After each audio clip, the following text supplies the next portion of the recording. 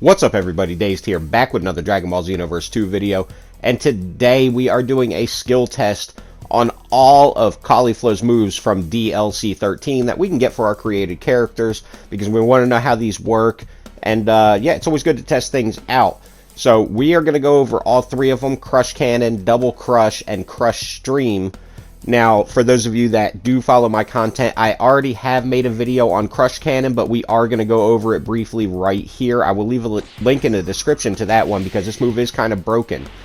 Now, if we just hit out the move, it comes out very fast. Very easy to combo into this. Doesn't do a ton of damage. Now, this is my Male Earthling balance build, and the point is to do good damage all across the board. But this move is something kind of special. You can sit there and you can charge it up and it'll get more and more power. But it also has another perk, and you're going to be able to hit guard and cancel the move. But that doesn't actually get rid of the move. You are storing that energy. So you can keep on storing and storing that energy up until you get to the final stage of it and then let it off. So even if you get attacked and stuff, you hold on to that. And as you see right there, 17,000 damage from charging it up. Now, it does take like a solid like 15 seconds. I don't actually know how long it takes because I haven't timed it. It does take a long time to charge up. But I put Potential Unleashed on right now, and you're going to see that this is pretty much a one-shot. Right now, I'm going to fire it off. Oh, no, I'm going to store it. I wanted to check. I hadn't checked that yet, if we could store it once it's at max power. And you can absolutely store that and keep it there. So, when you fire it off, man, that is more than most ultimates. 20,000 damage. This is a balanced build. This is just designed to do decent damage all across the board. You can see what a maxed out Ki Blaster will get in that video in the link down below. Now we're on to Double Crush, and this one is, you know, it's not the best, but I love the way it looks. Now, it does work like Genocide Shell, to where if the opponent goes into them, they will hit them and, you know, take some damage, and you can fire it off at them. That's pretty much the extent of this one. Now, if you just hold down the button, it'll automatically fire it off. If you just press it once, then it will throw them up in the air, and then you have to do it again to fire them off.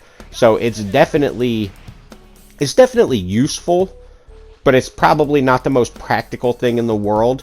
One thing to note, though, is that when you do put them up in the air, and I'm going to show you right here, if you do get hit, they disappear. So this isn't something you just throw them up in the air and they will always be there. As soon as you take damage, they are gone. Now, I haven't noticed a time limit on how long they can stay in the air, but they could stay up there for a while, so that shouldn't be an issue for you.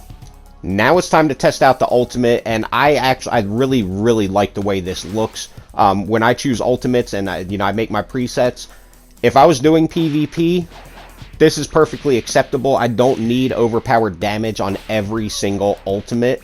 I know a lot of people think that is very useful, but in the end, it's really not, because once in PvP, as you can see, doesn't do a ton of damage. That was with the combo I did. You're going to see it right here without that. But in PvP, you have to drain somebody's stamina before you're going to get off an ultimate. You got to get them low, and then you've got to break them. And by the time you've done that, practically any ultimate is going to finish that fight. So for me, it being a little underpowered really doesn't matter. It is only 3 key bars, so that is a good thing with it not doing a whole ton of damage. Another thing you can do, I was trying to test it right here. I thought maybe if I wasn't locked on, it would still work. If you hold down, you can actually fire it backwards, so that can be very useful.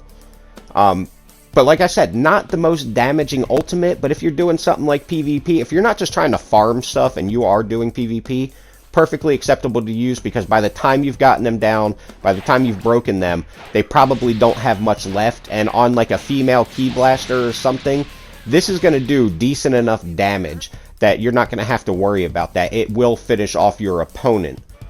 So, yeah, guys, let me know down below what you think of these moves. I think hers are some of the best looking that we got out of this DLC. Not a big fan of some of the other moves, but as far as I'm concerned, I love the way all of these moves look. I like the way they work, especially Crush Cannon. I love that move. Maybe a little broken for PvP, but I only do PvE, so it's good for me. Well, guys, that will wrap this video up. If you do like the content I'm putting out, don't forget to like, comment, and subscribe, and I will see you in the next video.